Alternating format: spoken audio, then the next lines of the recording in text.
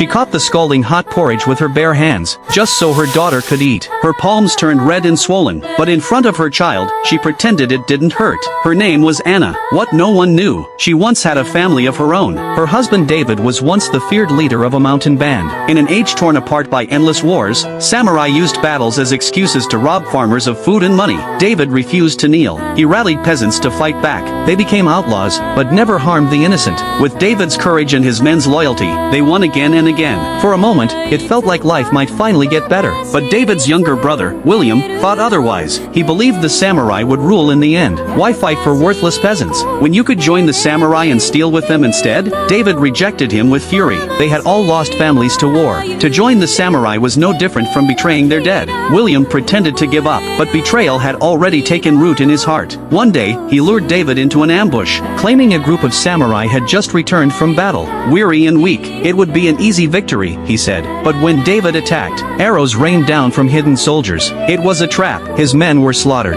David barely escaped, but his legs were pierced and crippled. On his knees, he faced his treacherous brother. William mocked him, then left him broken in the dirt. From then on, David was no longer a warrior, just a crippled man struggling to survive, clinging to life with his wife and daughter. One day, they stumbled upon a village under attack. Samurai were plundering the helpless again. David wanted to fight, but for his family's sake, he stayed silent, until one samurai recognized him. Blades came flashing. David killed them all, but his body gave out. He collapsed in his wife's arms, and never rose again. Anna and her daughter were left to starve in a ruined world. They chewed on bark and wild grass to survive. Her only vow, her daughter must live, no matter the cost. When she heard samurai were handing out food at a temple, she rushed there with her child. But the one in charge was William. He wasn't feeding the poor out of kindness. He was recruiting free labor from the desperate. When Anna's turn came, she had no bowl, so she caught the boiling porridge with her hands. Her skin blistered, but she smiled, pretending everything was fine. A mother's body is fragile, but her will for her child is unbreakable. She always gave the food to her daughter first, while she herself endured the pain. Her body grew weaker by the day, until one morning, she collapsed in a field of flowers, never to rise again.